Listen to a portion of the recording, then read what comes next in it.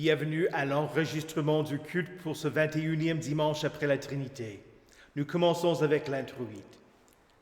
N'aie pas peur, car je suis moi-même avec toi. Ne promène pas des regards inquiets, car je suis ton Dieu. Je te fortifie. Je viens à ton secours. Je te soutiens par ma main droite, la main de la justice. Les voies de Dieu sont parfaites. La parole de l'Éternel est pure.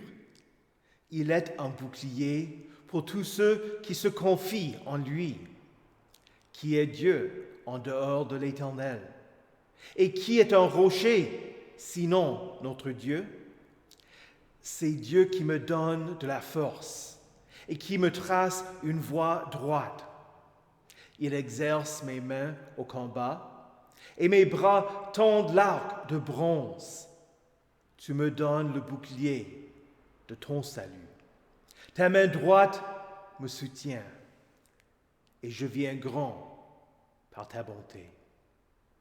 Au nom du Père et du Fils et du Saint-Esprit, Amen. Confessons nos péchés. Dieu Tout-Puissant, notre Créateur et notre Père, nous reconnaissons et nous confessons que nous avons péché contre toi en pensée, en parole et en acte. Nous venons chercher refuge en ta miséricorde. Aie pitié de nous, pauvres pécheurs, et pardonne-nous toutes nos fautes, pour l'amour de Jésus-Christ, notre Seigneur. Aide-nous, par ton Saint-Esprit, à mieux connaître ta sainte volonté, et rends-nous obéissants à ta parole. Par Jésus-Christ, ton Fils, notre Sauveur. Amen. Le Dieu Tout-Puissant ait pitié de vous, qu'il vous pardonne votre péché et vous conduise à la vie éternelle, par la foi en Jésus-Christ, votre Sauveur. Amen. Prions. Ô Dieu, notre refuge et notre force, qui est l'auteur de toute piété, veuille, nous t'en supplions, prêter l'oreille aux ferventes prières de ton Église, et fais que les choses que nous demandons avec foi, nous les obtenions effectivement, par Jésus-Christ, ton Fils, notre Seigneur, qui vit et règne avec toi et le Saint-Esprit, un seul Dieu, maintenant et pour les siècles des siècles. Amen. Écoutez avec respect et recueillement les lectures pour ce 21e dimanche après la Trinité. Tout d'abord l'Ancien Testament dans le livre du prophète Ésaïe au chapitre 53, les versets 10 à 12. L'Éternel a voulu le briser par la souffrance. Si tu fais de sa vie un sacrifice de culpabilité, il verra une descendance et vivra longtemps, et la volonté de l'Éternel sera accomplie par son intermédiaire. Après tant de troubles, il verra la lumière et sera satisfait. Par sa connaissance, mon serviteur juste procurera la justice à beaucoup d'hommes. C'est lui qui portera leurs fautes. Voilà pourquoi je lui donnerai sa part au milieu de beaucoup, et il partagera le butin avec les puissants.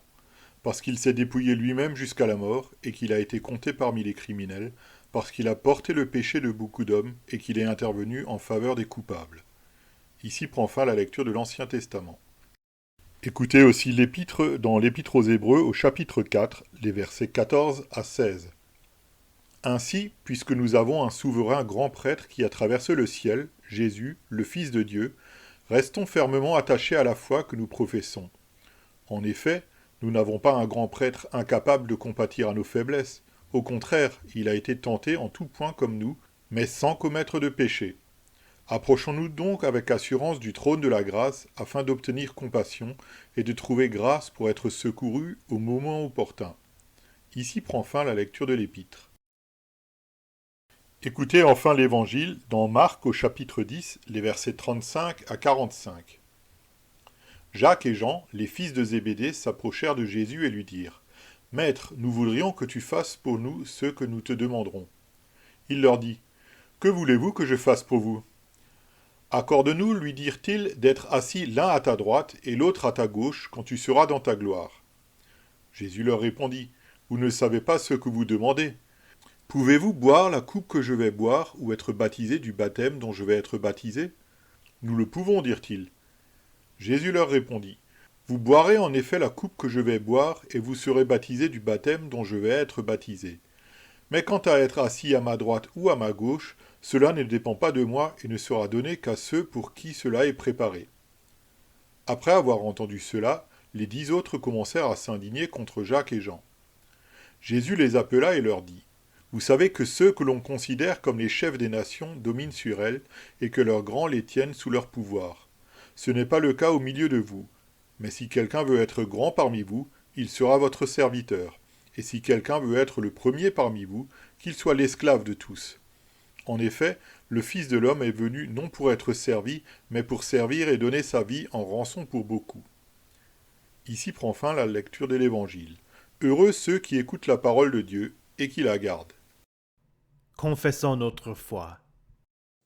Je crois en Dieu, le Père Tout-Puissant, Créateur du ciel et de la terre. Je crois en Jésus-Christ, son Fils unique, notre Seigneur, qui a été conçu du Saint-Esprit et qui est né de la Vierge Marie. Il a souffert sous Ponce Pilate, il a été crucifié, il est mort, il a été enseveli, il est descendu aux enfers. Le troisième jour, il est ressuscité des morts, il est monté au ciel, il siège à la droite de Dieu, le Père Tout-Puissant, et il viendra de là pour juger les vivants et les morts.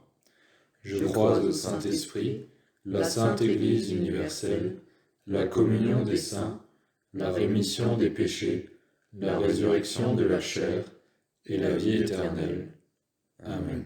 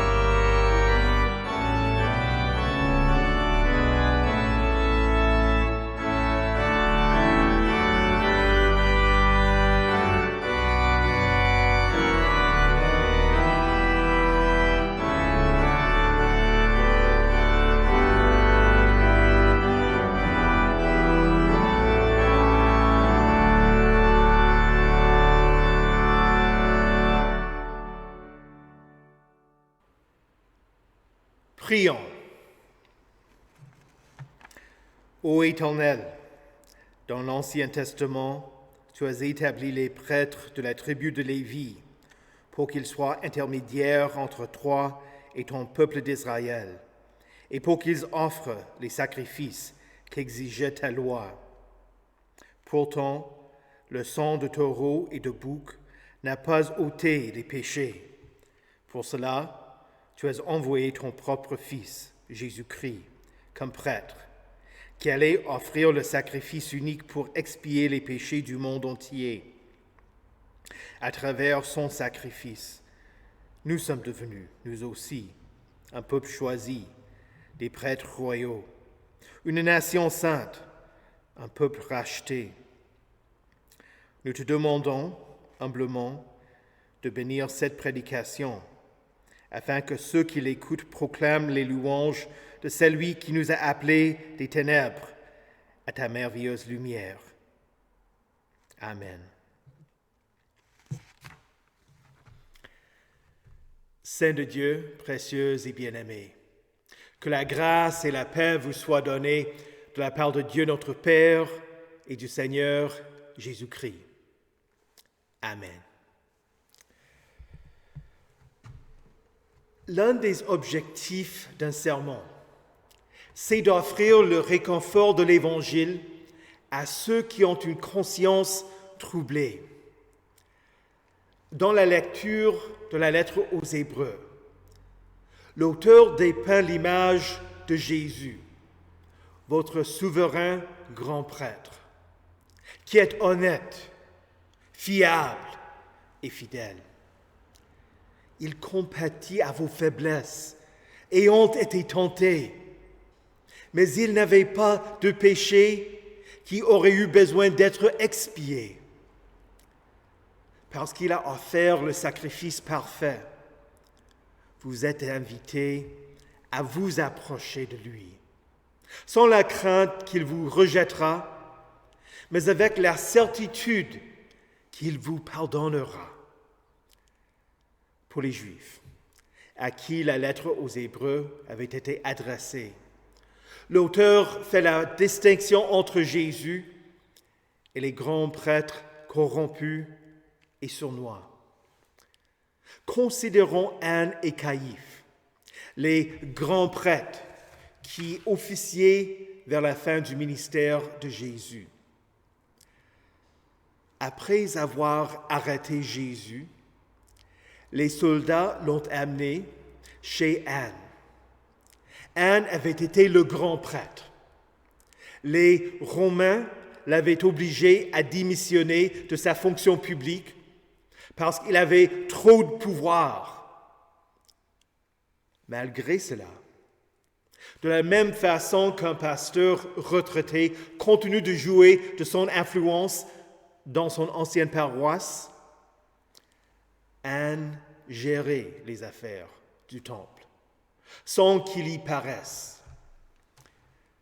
5 des fils d'Anne lui ont succédé en tant que grand prêtre, et Caïphe était son genre. Tout le monde savait qu'Anne dirigeait les affaires religieuses au temple. Cela dit, Caïphe n'était pas une marionnette impuissante. Il avait prophétisé que c'était dans l'intérêt de la nation qu'un seul homme meure pour le peuple, et qu'ainsi la nation tout entière ne disparaisse pas. Caïphe a présidé un tribunal en pleine nuit, malgré les exigences de la loi. Quand les témoins n'étaient pas d'accord entre eux avec ce que Jésus avait dit, ils l'interrogeaient. « Je t'adjure, par le Dieu vivant, de nous dire si tu es le Messie, le Fils de Dieu. » Après que Jésus ait dit qu'il l'était, Caïphe déchira son vêtement et dit « Il a blasphémé, qu'avons-nous encore besoin de témoins ?» Quand Jésus était devant Pilate, Les chefs des prêtres ont dit que s'ils refusaient de crucifier Jésus, ils n'étaient pas l'ami de l'empereur, avec la menace sous-entendue qu'ils allaient le balancer. Et finalement, quand les soldats ont expliqué que Jésus est ressuscité, les chefs des prêtres leur ont donné une forte somme d'argent en leur disant « Dites que les disciples sont venus de nuit voler le corps pendant que vous dormiez. » Ne pensez pas aux chefs des prêtres comme étant des religieux sincères et dévoués. Ils étaient impitoyables et voulaient conserver un pouvoir de contrôle sur le peuple. Faisons la comparaison entre les chefs des prêtres et Jésus.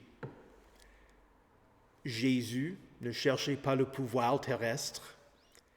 Il est le Tout-Puissant qui règne éternellement. Il a traversé le ciel, il est descendu du ciel et s'est incarné afin d'offrir le sacrifice que Dieu le Père souhaitait. Dans le psaume 51, nous lisons « Si tu avais voulu des sacrifices, je t'en aurais offert. Mais tu ne prends pas plaisir aux holocaustes. Les sacrifices agréables au Dieu, c'est un esprit brisé. Ô Dieu, tu ne dédaignes pas un cœur brisé et humilié. » Jésus s'est offert, lui qui est aussi l'agneau de Dieu qui ôte les péchés du monde. Il n'avait pas besoin d'accéder au lieu très saint du temple à Jérusalem. Le temple terrestre était une pâle copie du temple céleste. Le corps de Jésus est le lieu très saint, l'endroit où l'Éternel demeure avec son peuple. Sa vie entière, sans péché, était le sacrifice qu'exige la loi. C'est ainsi que Jésus est entré une fois pour toutes dans le lieu très saint au temple céleste, avec son propre sang, pour nous obtenir un rachat éternel. Le sang des boucs et des taureaux offerts en holocauste au cours de l'Ancien Testament procurait une pureté rituelle. Mais le sang de Christ purifie votre conscience des œuvres mortes, afin que vous serviez le Dieu vivant. Dans notre lecture, l'auteur de la lettre aux Hébreux soulève un problème. Certains Juifs qui s'étaient convertis et mettaient leur confiance en Jésus vacillaient dans la foi, parce qu'ils ne participaient pas aux rites cultuels qui se pratiquaient dans le temple. Il leur fallait se rendre compte que ce qu'ils avaient en Jésus dépassait de loin ce que leur procuraient les rites du judaïsme. Jésus est l'accomplissement de la loi. En lui, il n'y a plus de sacrifice nécessaire pour expier les péchés. Paul se confronte à ce problème quand il écrit dans sa lettre aux Galates. Nous savons que ce n'est pas sur la base des œuvres de la loi que l'homme est déclaré juste, mais au moyen de la foi en Jésus-Christ.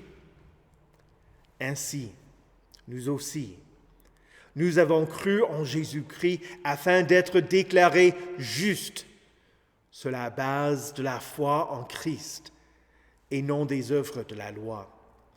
Puisque personne ne sera considéré comme juste sur la base des œuvres de la loi. De la même manière que les chrétiens en Galatie écoutaient de faux enseignants et s'égaraient, les chrétiens fidèles de nos jours peuvent être influencés par de faux enseignants et abandonner l'enseignement du salut offert gratuit en Jésus-Christ. Avez-vous des doutes? Cherchez-vous d'autres enseignants? Vacillez-vous dans votre foi? Il y a toujours le danger d'abandonner la vérité pour un mensonge. Voilà la raison pour laquelle il y a la recommandation sévère. Restons fermement attachés à la foi que nous professons. Le cœur pécheur veut toujours contribuer. Ne serait-ce qu'à une petite quelque chose, comme si le sacrifice du Fils de Dieu n'était pas assez pour expier ses péchés. L'homme ne veut pas se satisfaire de ce que Dieu a tout fait. Pour ce qui est du salut, la foi chrétienne est complètement passive. Vous recevez le tout comme un don. Je ne peux, par ma raison et mes propres forces, croire en Jésus-Christ, mon Seigneur, ni aller à lui. Mais la foi que vous recevez n'est pas passive. Elle vous motive, elle vous conduit. Dans son commentaire sur la lettre aux Romains, Luther a écrit que la foi est une confiance vivante dans la grâce de Dieu, si sûre et certaine que l'homme ira jusqu'à risquer sa vie 1000 fois pour elle. Dieu continue son œuvre parmi vous. Louez l'Éternel dans vos familles et vos communautés. Vous êtes le sel de la terre et la lumière du monde. Ne soyez pas indifférents comme des branches stériles. Votre confiance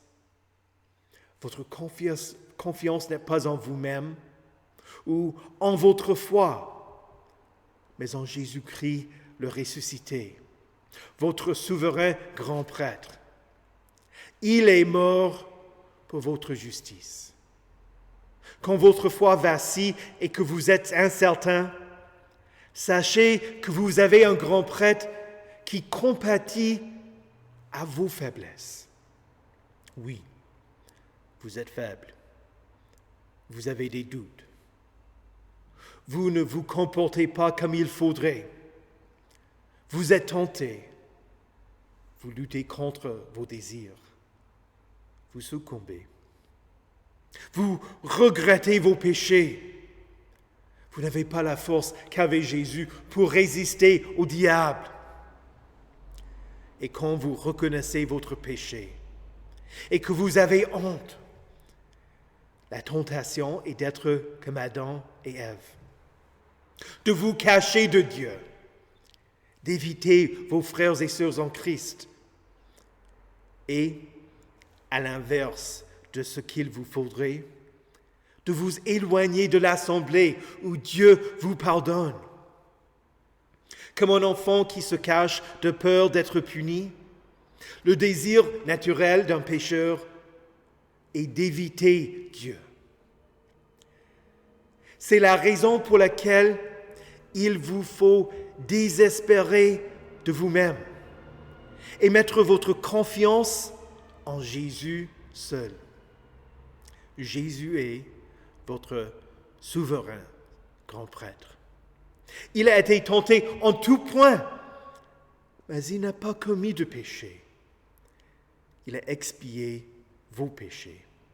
C'est ainsi que vous êtes invités à vous approcher avec assurance du trône de la grâce. En vous approchant de lui avec foi, vous n'avez rien à craindre, aucune condamnation. pas de jugement. Il s'agit du trône de la grâce. Dans le monde ancien, on n'avait pas le droit de s'approcher d'un roi sans qu'il vous y invite. Dans le livre d'Esther, Esther n'avait pas le droit de s'approcher du roi, Assuérus, son mari, sans y être invitée.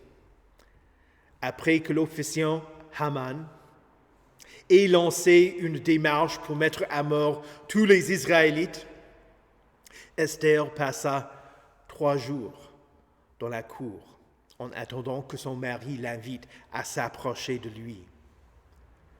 Quand il y a enfin consenti, elle a demandé qu'il assiste au banquet qu'elle préparait. C'était seulement au moment du banquet qu'elle osa faire sa demande. Si j'ai trouvé grâce à tes yeux, roi, et si tu le juges bon, accorde-moi la vie sauve. Voilà ma demande. Et sauve mon peuple. Voilà mon désir. Chers chrétiens, vous avez le droit de vous approcher du trône de grâce, parce qu'il est le trône de Jésus. Là, vous obtenez la compassion. Là, comme la reine Esther, vous allez entendre une parole de secours et vous aurez la vie sauve. Voici la parole qu'on y entend. Vous êtes pardonnés. Jésus est plein de compassion et de grâce et il vous l'offre. Il vous invite à sa table. Il vous offre son corps. C'est lui qui est entré une fois pour toutes dans le lieu très saint, au temple céleste, avec son propre sang. Il vous offre le sang qu'il vous purifie et qui purifie votre conscience afin que vous serviez le Dieu vivant si vous avez un cœur anxieux et une conscience troublée. Approchez-vous de Jésus, du trône de la grâce. En lui, vous avez le réconfort que vous désirez. Vous êtes pardonnés. Au nom de Jésus, Amen. Que la paix de Dieu, qui surpasse toute intelligence, garde vos cœurs et vos esprits en Jésus-Christ pour la vie éternelle. Amen. Prions. Seigneur, nous nous avançons vers ton trône d'un cœur humble, mais avec une pleine assurance. Nous implorons la grâce de ton secours par l'intercession de Jésus-Christ, notre grand prêtre. Nous te prions pour ceux qui, dans l'Église, occupent en raison des responsabilités qui sont les leurs, les premières places. N'es-tu pas venu, Seigneur, pour servir et non pour être servi? Arrache de leur cœur l'orgueil du pouvoir et mets en eux le désir de te servir en se mettant au service de leurs frères. Nous prions pour ceux qui sont brisés par la souffrance dans leur chair ou dans leur cœur. N'es-tu pas, Seigneur Jésus, le serviteur souffrant annoncé par les prophètes? Sanctifie leur souffrance, soulage-les dans l'épreuve et abrège leur douleur. Toi qui veilles sur ceux qui espèrent en ton amour, révèle-leur ta présence au cœur de leur angoisse. Nous prions pour ceux qui sont tentés, qui sont les prisonniers de leur faiblesse et qui succombent au mal.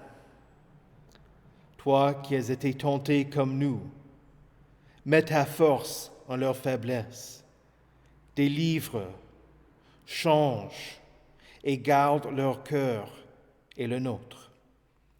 Nous te prions pour ceux qui ne te connaissent pas encore, qui ignorent tout de l'espérance chrétienne, parce que la lumière de la parole n'a pas encore luit sur leur chemin.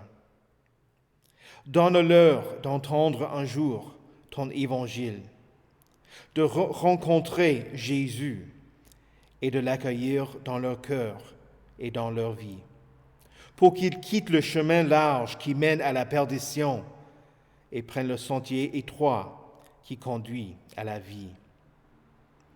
Aide ton Église à accomplir fidèlement sa mission. Nous te prions pour nous tous qui sommes tes serviteurs et tes servantes. Que ta parole œuvre dans nos cœurs. Que ta sainte loi nous rappelle notre misère, nous fasse tomber à genoux et implorer ta grâce. Que ton évangile nous relève et nous donne l'assurance de ton pardon et la volonté de te servir en marchant dans la sainteté. Ton amour, Seigneur, remplit toute la terre. Ton amour remplit aussi toute notre vie. Merci, Seigneur, éternellement merci. Que ton saint nom soit béni dès maintenant et pour toujours. Amen. Notre Père, qui es aux cieux, que ton nom soit sanctifié, que ton règne vienne, que ta volonté soit faite sur la terre comme au ciel. Donne-nous aujourd'hui notre pain de ce jour. Pardonne-nous nos offenses, comme nous pardonnons aussi à ceux qui nous ont offensés. Et ne nous laisse pas entrer en tentation, mais délivre-nous du mal. Car c'est à toi qu'appartiennent le règne, la puissance et la gloire, au siècle des siècles. Amen. Recevez la bénédiction de l'Éternel. Que le Seigneur vous bénisse et vous garde. Que le Seigneur fasse luire sa face sur vous et qu'il vous accorde sa grâce. Que le Seigneur tourne son visage vers vous et qu'il vous donne sa paix. Amen.